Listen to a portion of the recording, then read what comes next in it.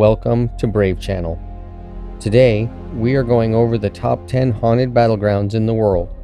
You won't want to miss number 1, so stay till the end. Kindly subscribe and click the bell button. Number 10. Chickamauga and Chattanooga National Military Park. In September 1863, the South won one of its greatest military victories of the Civil War at the Battle of Chickamauga, named for the West Chickamauga Creek. Many writers with a sense of the dramatic have claimed that the name means River of Death, although scholars of the Cherokee and Chickasaw language dispute the assertion, claiming that the most acceptable translation is that it describes a place where fish are speared. Whichever is correct, the area around the creek saw a good bit of violent deaths during the battle, which was fought between September 18th through the 20th, 1863. The battle produced almost 35,000 casualties between the two sides, more than 25% of the men engaged. About 4,000 were killed outright, with many more dying later from their wounds. The Battle of Chickamauga was not the only time where many deaths occurred on the grounds of what is now a national military park. During the Spanish-American War, Camp Thomas was established on the battlefield as a training for troops destined for Cuba. The camp was poorly sited, and sanitary conditions were below standards, leading to the spread of dysentery, malaria, and typhoid fever. Inadequate medical facilities and the inadequacies of medical practice of the day led to over 700 deaths at the camp during the summer of 1898. In 1981, a park ranger named Edward Tinney from the Chattanooga portion of the military park claimed in an interview that he had seen old green eyes and that the apparition had disappeared before his eyes. Number 9. Culloden Moor, Inverness, Scotland. The last battle fought on the soil of Britain took place at Culloden Moor when the redcoats of the British Army destroyed the troops of the Jacobite Rebellion under Charles Stuart, known to history as Bonnie Prince Charlie. In the battle, which lasted less than an hour, the Jacobite army was cut to pieces by an artillery bombardment. The survivors charged the British line, hoping to cut through the redcoats using their claymores, but the bayonets of the British troops proved too much for the Highlanders to overcome. As the survivors withdrew from the field, the British followed, killing any of them they could find. The Battle of Culloden Moor was fought on April 16, 1746. On its anniversary each year, it is said that the moor is haunted by the spirits of the men who died there. The sounds of battle, of steel clashing against steel, cries of pain, and cries of fear are said to be heard. The sounds of men running for their lives are also reported to have been heard on the moor. Most of the Jacobite men who died in the battle were buried there as they lay, and the mounds along the moor are said to be their resting place. An apparition of a tall man in Highlander garb has been reported roaming about the burial mounds. Number 8. Little Bighorn Battlefield, Montana. The story of Custer's last stand has been told and retold in films and other media, some depictions highly fictionalized, others more or less accurate. How the actual battle transpired has been redefined since the late 20th century, when a grass fire swept the area and the recovery of discarded weapons and other detritus of the battle, including cartridge casings, allowed the most accurate analysis of the battle completed up to this time. The legend of Last Stand Hill, where Custer and his few remaining troopers were overwhelmed by their enemies, emerged from the analysis largely intact. None of the troopers under Custer's direct command survived the fight. That Custer himself committed suicide has been proposed by some scholars given the nature of his head wound, which was to the left temple. It can never be known for certain whether he did or not. He was dead, his body mutilated as were the majority of those under his command, chopped to pieces in most cases after the fight was over. The detachment of the 7th Cavalry under Major Reno and Captain Benteen continued to hold out until relieved by troops under General Terry. Upon learning that Custer and his command had been wiped out, a stunned Reno surveyed the battlefield and wrote his opinion later that the fight had been a disorganized and terrifying rout. Number 7. Yorktown, Virginia. Yorktown was a small tobacco port on the York River in Virginia when it was selected as the site of a British resupply base by Earl Cornwallis during the American Revolutionary War. After the French fleet drove off a British fleet near the Virginia Capes, Yorktown became a trap for the British Army, besieged by the combined Continental and French armies. In October 1781, the Americans continuously bombarded the British in and just outside the town, targeting the most prominent houses owned by Thomas Nelson in the belief that the British headquarters was located there. Legend has it that Nelson himself suggested that Washington bombard the house. In fact, though the house had been used as a headquarters for a time, the bombardment had driven the British senior staff to seek less conspicuous shelter. The Nelson House was used as a hospital, with the third floor of the imposing house serving as a rest area, elevated enough to catch the breezes during the day, offering some respite to the suffering soldiers. The sounds of the suffering, the moans and groans of the wounded were heard over the thunder of the French and American guns. Citizens of Yorktown sought shelter from the bombardment in caves along the banks of the York River. George Washington's stepson, John Parke Curtis, died during the siege of typhus and the medical attention he received. His spirit has been reported to have been seen, complete with bandages stained from the bleedings with which he was treated along the battle lines, as if he was searching for his stepfather, for whom he was an aide. Number 6. Savannah, Georgia. Savannah, like its northern counterpart Gettysburg, is often called the most haunted city in America by those who claim expertise in such things. Savannah was the site of the second bloodiest siege of the American Revolution, and one of the least studied. The Polish nobleman Casimir Pulaski was among its casualties, and his spirit is one of many which are believed by those so inclined to haunt some of the city's famous squares. Revolutionary war hero and Rhode Island Quaker Nathaniel Greene died and was buried in Savannah following the war. His spirit, as well as that of his son, has been encountered by people when approaching a monument erected to his memory after his first grave was vandalized during the Civil War. The British occupied Savannah early in the war, and in 1779, a joint French and American force attacked the city from the west, hoping to capture it quickly through an assault rather than a protected siege.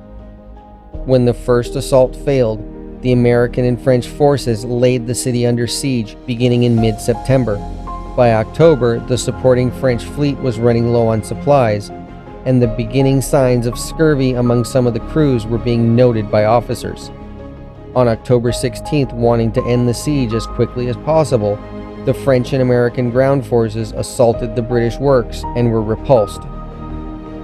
Number 5. Cold Harbor, Mechanicsville, Virginia. In the summer of 1864, following the Battle of the Wilderness, the Union Army under George Meade, accompanied by the commander of all of the United States armies, Ulysses S. Grant, encountered the Army of Northern Virginia in bloody clash after bloody clash. Following each battle, the Union troops would slip around the Confederate right and continue their drive towards Richmond, while Lee would hurry his increasingly weakened forces to the next defensive position. By July, the two armies had faced each other at Cold Harbor near Richmond. Over 100,000 Union troops opposed about 60,000 Confederates. Although the battle lasted nearly 2 weeks, the worst of the fighting was on June 3, 1864, when the Union Army assaulted the entrenched Confederates. Approximately 7,000 Union casualties were sustained in the attack that morning, which Grant ordered broken off shortly after noon. Men trapped under fire between the lines used their bayonets and drinking cups to create temporary breastworks.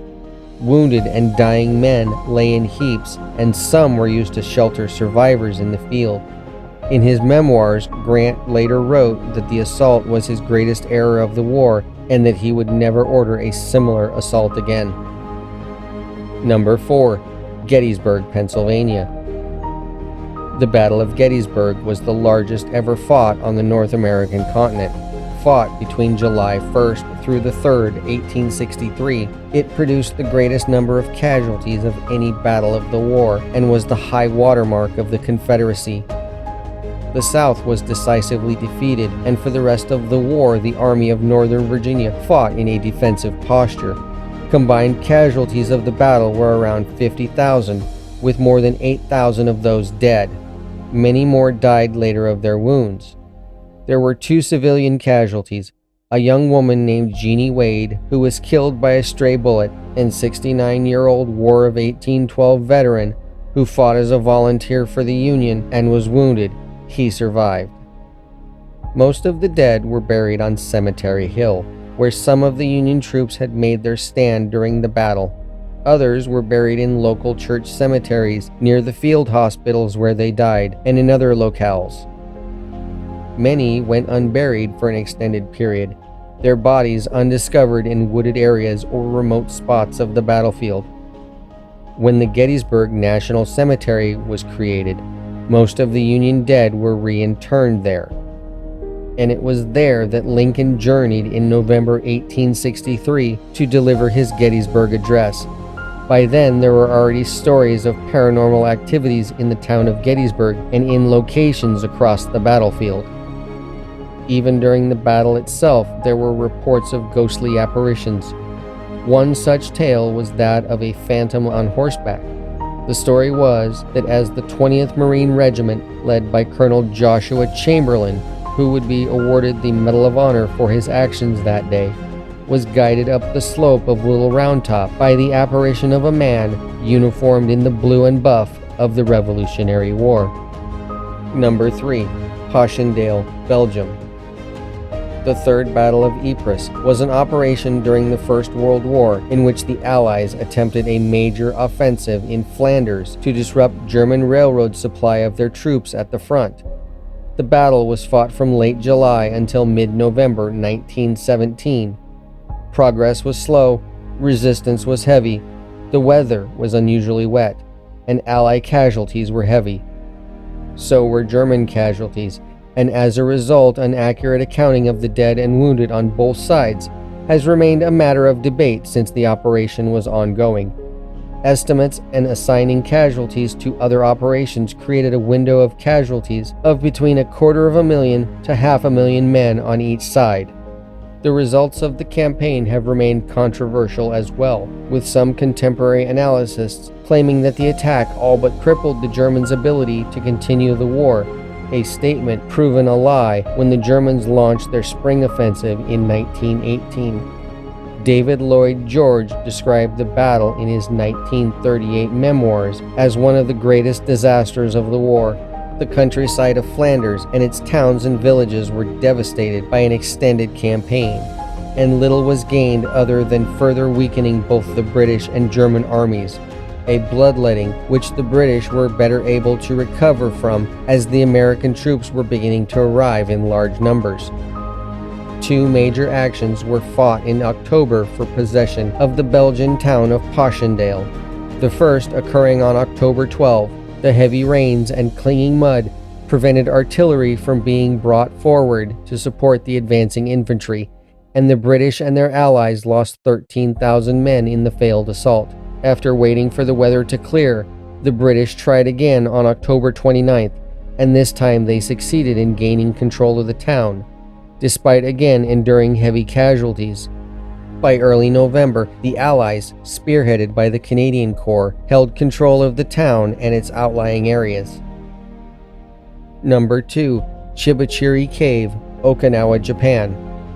During the invasion of Okinawa, the Japanese fought from an extensive series of prepared underground bunkers and interconnecting caves, which forced the Americans to flush them out one by one in heavy fighting.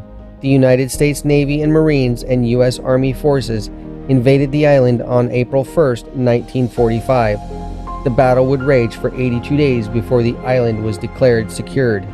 Total casualties, including civilians on Okinawa, would exceed 160,000 before the battle was ended. Many of these were suicides by civilians, warned not to allow themselves to fall into the hands of the Americans. While the Marines and Army battled the Japanese across the island, Japanese kamikaze planes attacked the supporting U.S. fleet in waves, causing heavy damage to some ships and heavy casualties among some crews. Small boats were configured as suicide attack boats and sent out against the American fleet. The Japanese forced young Okinawan boys and old men into Japanese uniforms and frontline service, leading to their deaths at the hands of the Americans. The Japanese also forced civilians into several caves and provided hand grenades and poisons for them to use in mass suicides. Number 1. Fort William Henry, New York. Fort William Henry was built early in the French and Indian War, serving for a time as an advanced post on the New York frontier, guarding the approaches by water between the French fortresses at Carillon, later Ticonderoga, and Albany. William Henry served as a base of operations for the British ranging companies formed from colonial troops early in the war, and was a critical defense point against Indian raids striking south from Canada. In 1857, a French-Canadian force with supporting Indian raids attacked the fort and placed it under siege. The French were led by General Louis Montcalm. Fort William Henry withstood the siege for a time, believing a relief force was on its way from nearby Fort Edward.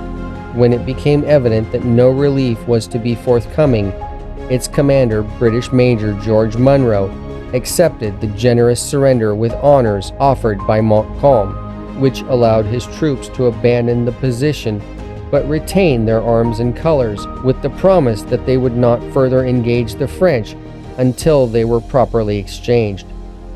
The British garrison abandoned the post and began a march to Fort Edward under the protection of French guards. Thanks for watching till the end. Kindly subscribe to the channel and click the bell button to keep yourself updated with all of our future amazing videos.